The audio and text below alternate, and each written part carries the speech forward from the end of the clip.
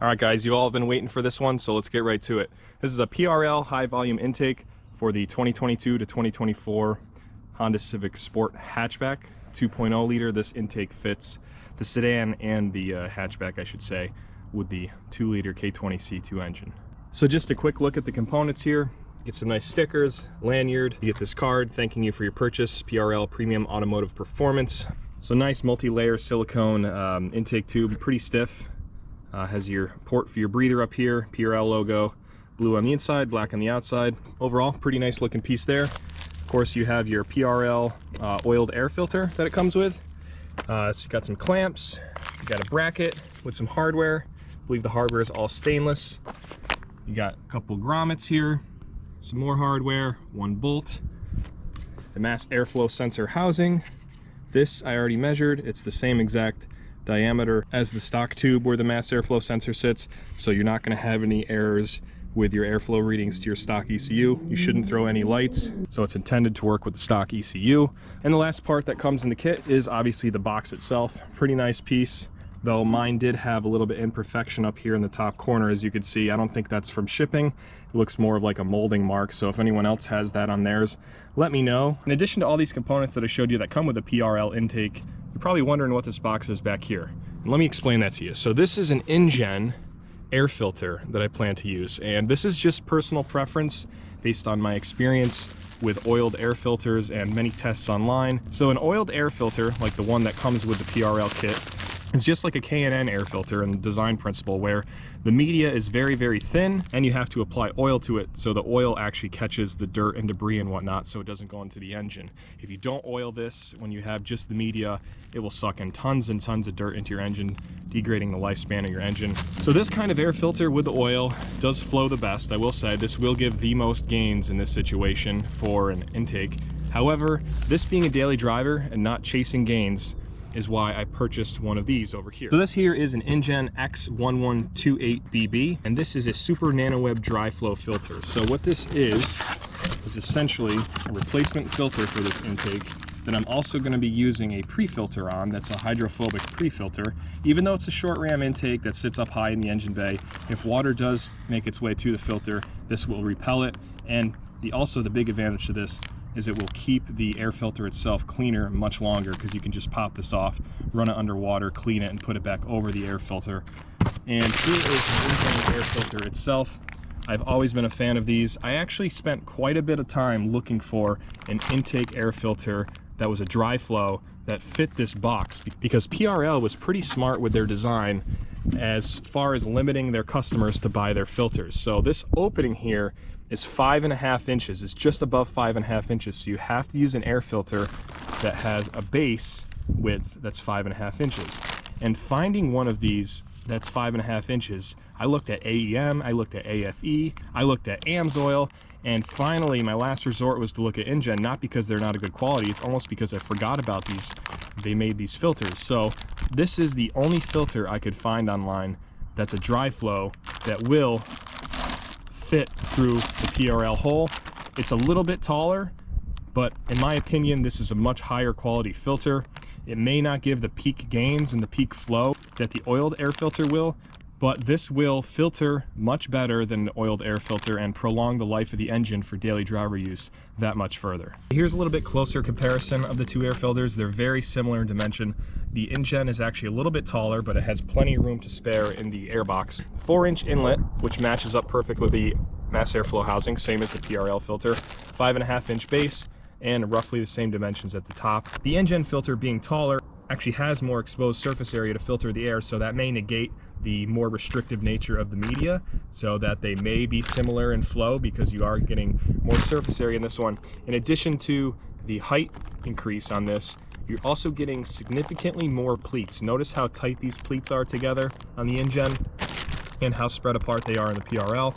So much more filtration surface area overall in the Injen. Probably the majority of the restriction will come from running a pre-filter like this. However, if you guys have been a fan of the channel, you'll know I ran one of these over my hybrid racing 3.5-inch cold air intake filter on my supercharged 8th Gen SI, and that was pulling in way more air than this car ever will see in its life. So never had an issue with that being the main restriction. So here's just looking through the sunlight You can see how much sunlight goes through the PRL air filter, being that it is the oiled air filter with a much thinner filtration media. Here is the Injen.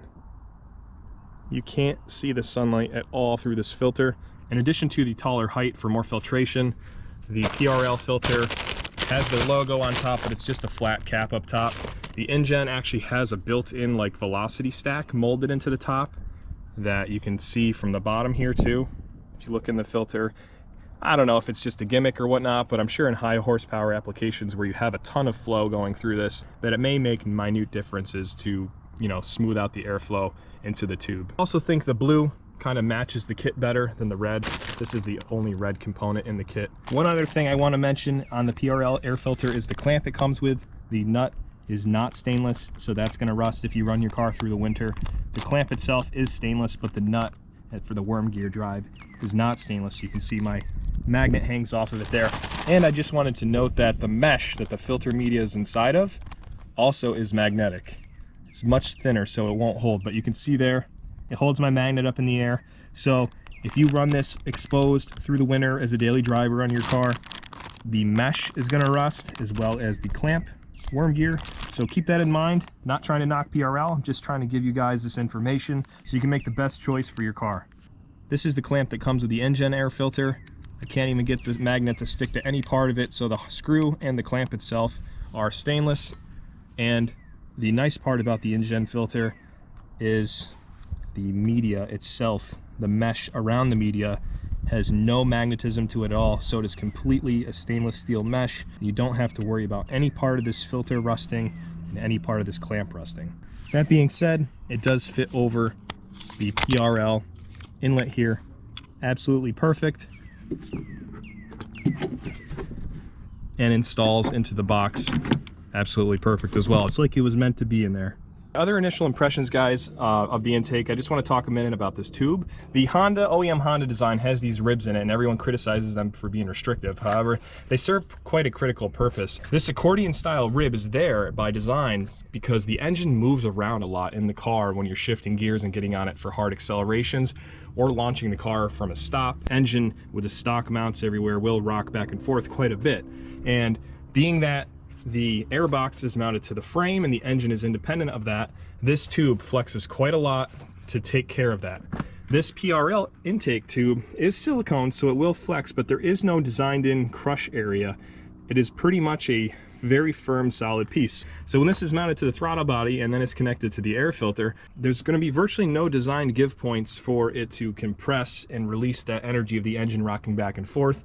Maybe this elbow will have enough compliance here to squish, but over many years and in sub-zero temperatures, if you run your car through the winter, I wonder if this will ever have issues cracking. I will keep you guys updated with it because this car is my daily driver. I run it through sub-zero temperatures here in New York through the winter. I will say, really nice quality piece. Just wanted to offer you guys some of my thoughts and a different perspective on the design. You know, when I do these type of videos, I try to give you guys some extra information and some thoughts of mine that may not be in many other videos online. So I hope you guys appreciate it. Leave a comment below if you do appreciate the extra insight and my thoughts behind the design of these components. So to better demonstrate some of the engine movement, I'm going to start the car, try to keep the e-brake on, and slowly release the clutch so you can just watch the engine rock back and forth.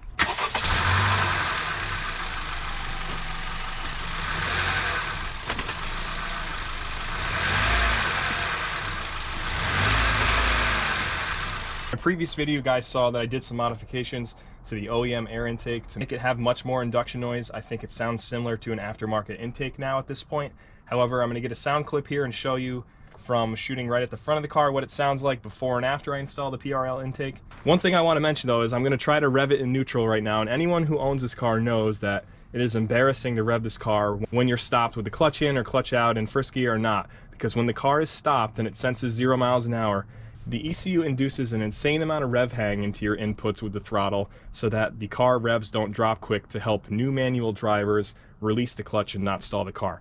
It's one of the easiest cars I've ever driven to come off from a stop. So if you're a new manual driver considering this car, this is probably the easiest car you'll ever learn how to drive stick on.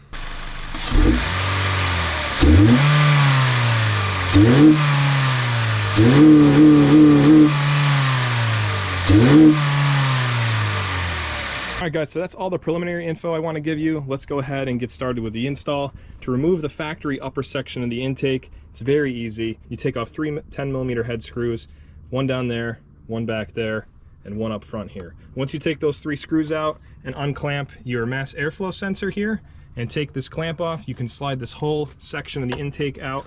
All you got to do is pull this rubber piece back, fold it out of the way, and this whole thing will come straight up. Very simple. I showed how to do that in detail in my intake modification video, so if you like the way that sounded just a few seconds ago, I sell the plugs that I use to install on this to make it sound like an aftermarket intake, and the link is in that video, so I will link that video in the description below. Check that out if you're interested and you want to know more on how to install the upper section of the intake.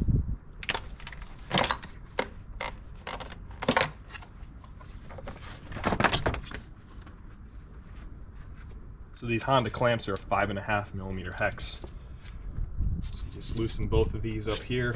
A little tough to get out because the hard line for the coolant is fighting you, but try to get it off the throttle body first. There you go. Once you got the intake fully removed, this is pretty much what you're going to be looking like.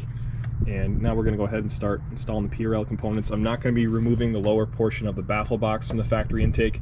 You see these plugs here. These are the resonator delete plugs. They're also really nice to have because when you take the top part of the intake off, this is completely sealed now. You don't got to worry about a bunch of crap getting in there. If you want to go back to stock at any point, maybe you got to run to the dealer and you don't want them to see you have an intake, you can throw the OEM intake back in really quick. Leave these plugs in, they'll never know. It's just a nice way to keep that sealed off and not have to remove it from the car, because you do have to go through the fender to get access bolts and probably take off the front bumper or pull the fender liner back to get to the other bolts to take this whole baffle box out completely. It goes from the left side there underneath the frame rail and kind of hangs out in the wheel well. Take your smaller, the 2 big clamps included, slide it over the throttle body side. Also take the smallest clamp included, slide it over this for the breather tube, and go ahead and muscle that onto the car here. So both of these clamps are actually a 7mm hex, just so you guys are ready. But I'm going to leave them loose for now until we get the rest of the box in there. A little bit of prep work here on the Injen air filter. Here's another look at it. This filter wears part number I will leave in the video description. It fits it very, very close, but it's not an exact fit. So I'm expecting there to be a little bit of slop when I get done.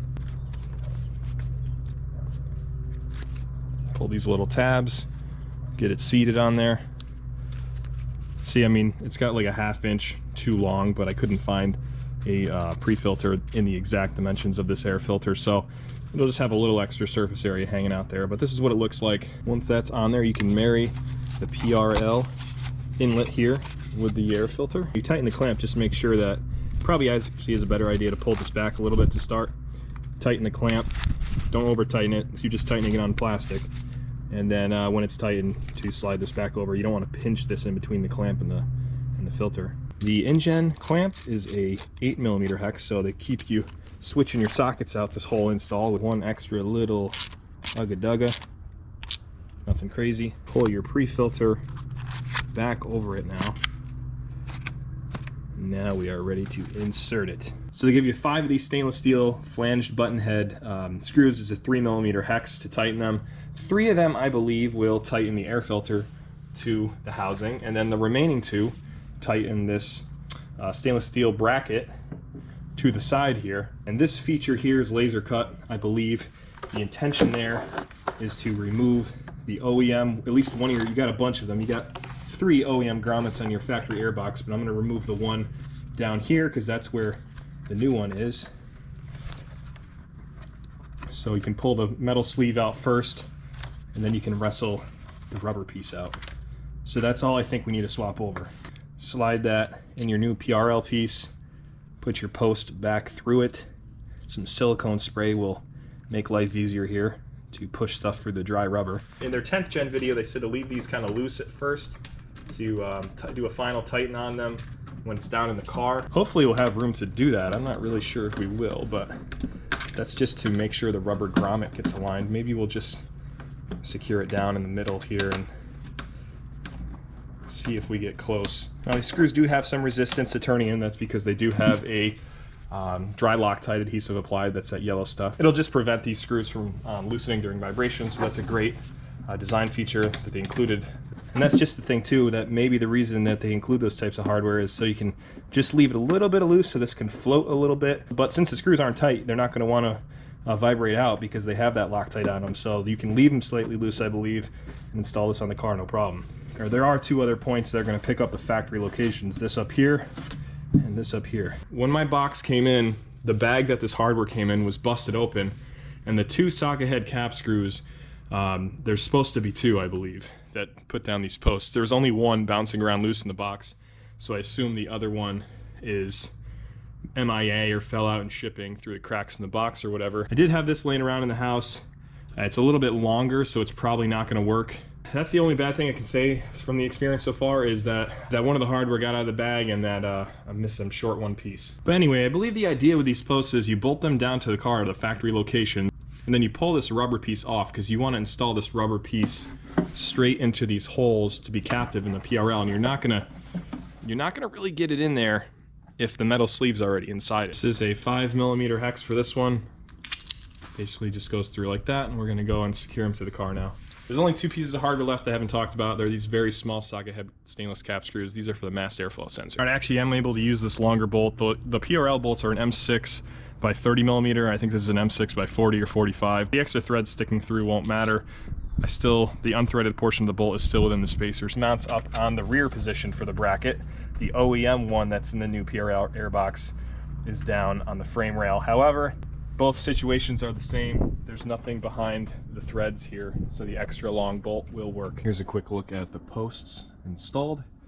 This one has the longer bolt in it.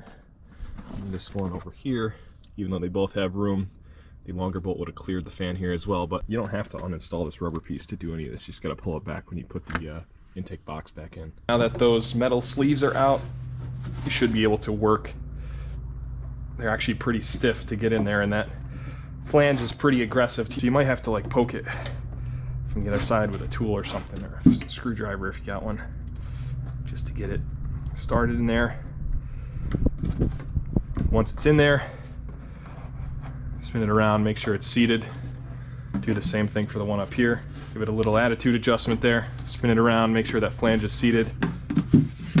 Before you slide your gigantic airbox in, you can do the honors of inserting the filter. Oh, that was satisfying.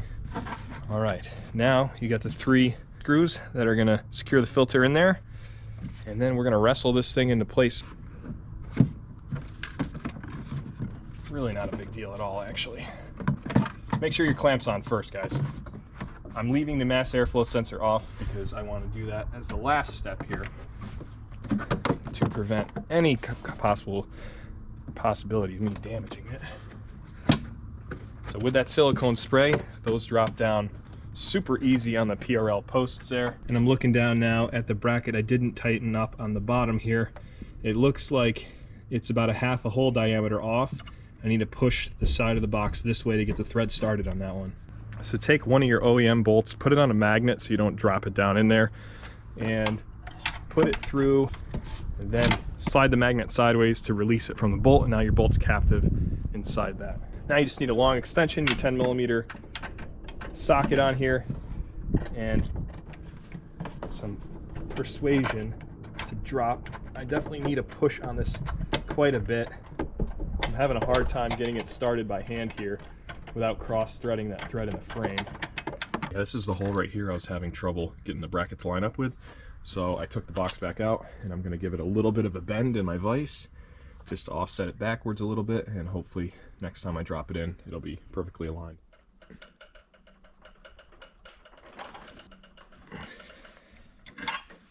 Just fine-tune the location of this bracket. I actually did end up tightening these, as you can see. I have a little bit of an offset bend in this bracket now to push it to the left to get this grommet translated to the left there.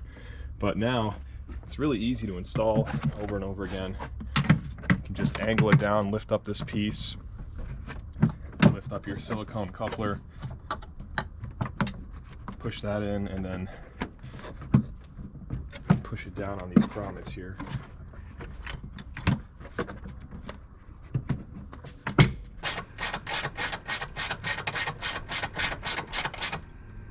Step is to take this little nub here and slide it into the catch on the back side of the intake.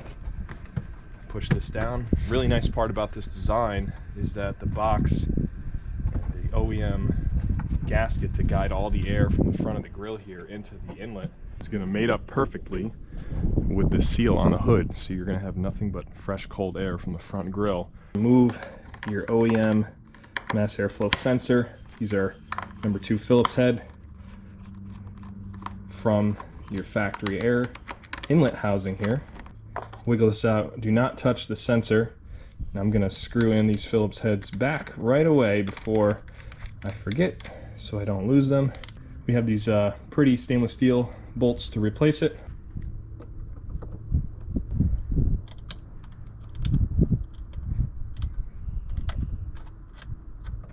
And your mass airflow sensor. Then take your clamps, align them where you want them to be. And this is a thumb wheel ratchet. I'm just using this so I don't crank down with a bigger ratchet and tighten these down more than they should, because it's only clamping on plastic right now. I don't want it to be too tight, and these give you a really good feel for how tight you're going on a small fastener like this.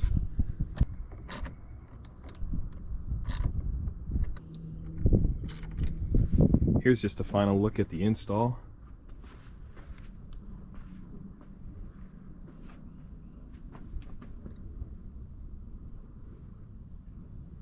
The box is, like I said, it's pretty easy to remove if you want to go in there and get your shifter cable bushings or something changed out. I might be doing that in a future video. The thing that you might be curious to know is how close the resonator box gets to the bottom of the PRL box.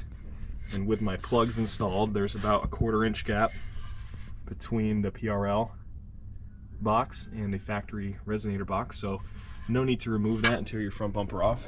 It's a really nice perk. But yeah, here's just a little bit of the pre-filter. You actually can reach in here and take the pre-filter on and off, so that makes for super easy maintenance to clean this pre-filter every few months. If somehow water did make it through the grill and up over this hump and into the box, the PRL did include a very tiny drain hole down there that I showed from the bottom.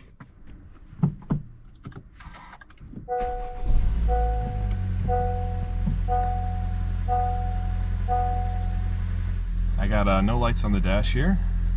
Seems to be idling just fine at first startup. Anyone wondering about my fuel mileage so far? Averaging right around 30 miles to the gallon with no highway driving, really just back roads to work. Those notifications get really annoying. I know my hood is open. Come on guys, door open. I know my door is open. You can keep dismissing these and they just keep coming back. It's really annoying. Thanks, Honda.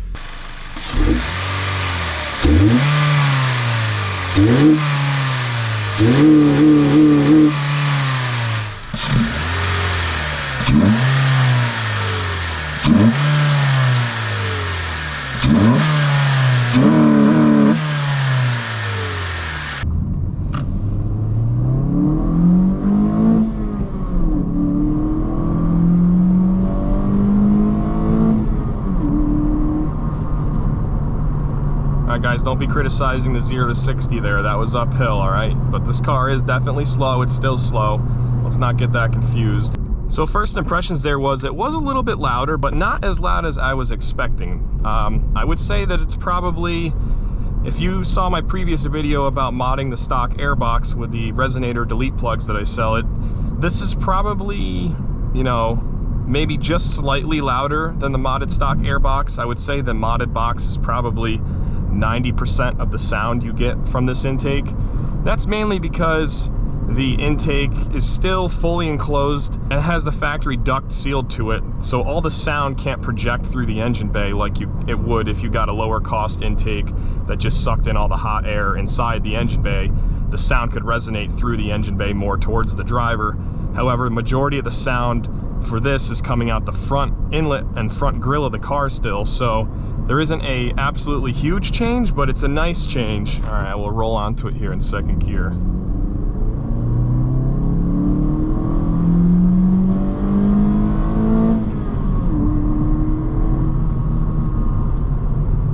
Definitely has more of a little bit of an angrier growl above 4,000 RPM. I definitely say you can hear the VTEC crossover better with this intake than you could with the modded stock Airbox.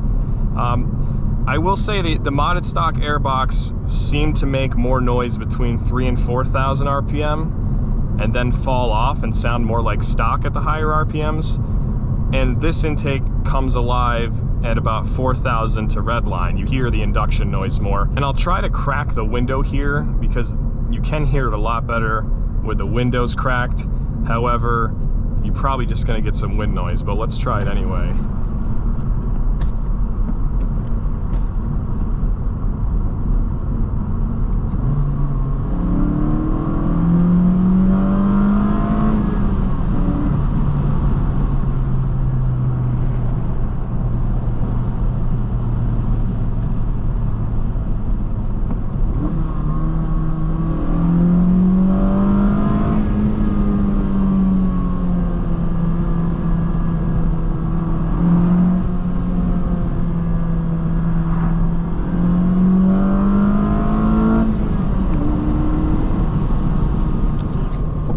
So I'm gonna go windows back up now.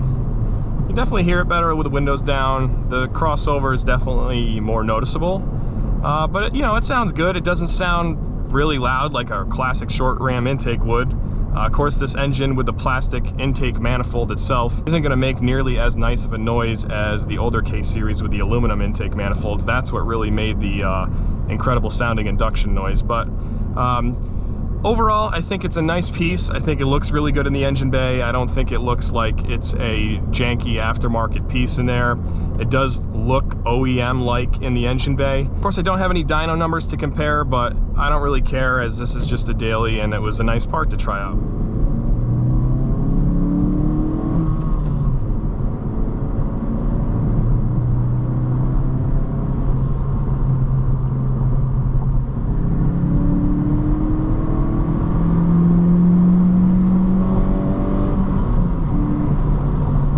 Overall, I had a pretty good time making this video, guys. I hope you enjoyed it. Leave a comment below. Let me know what you think.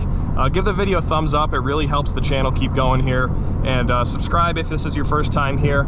I'll see you in the next one.